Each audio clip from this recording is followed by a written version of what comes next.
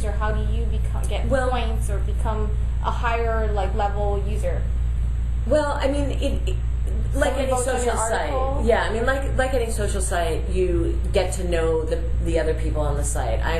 Because I'm one of the top users. I'm always getting emails or IMs from people who are just starting out on the site, and they're asking me questions about, how do you do this? What kind of content is good?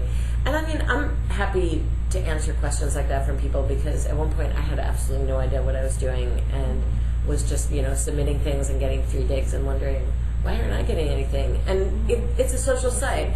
You vote on other people's content. So you can almost feel like you're getting a dig when you submit an article and the other people like it. And so it's almost like you're getting a dig and the article's getting a dig. It's a good thing to submit articles that people are digging. Yeah, I mean, I've had 800 articles hit the front page of Digg, and I still love getting that little email from Digg saying, congratulations, an article you submitted has become popular. And I'm like, yay, people like me.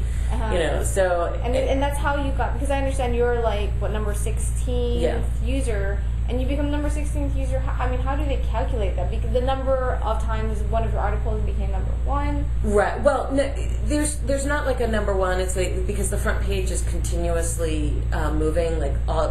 Every time something hits the front page of Digg, something that was on the front page drops to page 2, and it just is a constantly moving target. So as you as a user, how do you? Did you say you're the 16th user or 16th? No, I've had only 15 people have had more front page articles. Okay, so than I have. So you become. Do you actually have does Digg as a user? You're a power user almost, right? I am. Yeah. And then how do they actually rank you on Digg? Well, Digg itself doesn't, but there's several sites that pull from Digg's API. The one that everybody uses is called socialblade.com, and that constantly, it's been around for 2 years now, and it constantly pulls from the API every time there's a new story on the front page, or someone is banned and they're in red and they're crossed out. And actually one time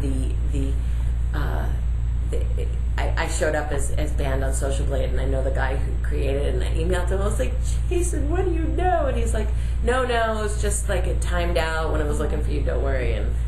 And I know a few other people have gotten all right.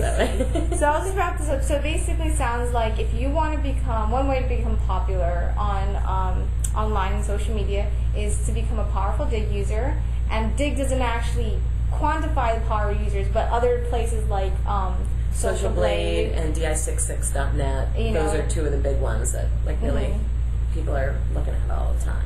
Oh, I see. So, and you've gotten that by submitting really good articles and people digging your articles. Well, right, and I've been a very active user of the site. I dig a lot of other people's. I think I've dug 100,000 submissions your finger on Digg. Gets sore? Well, I mean that's over a few years already. Okay.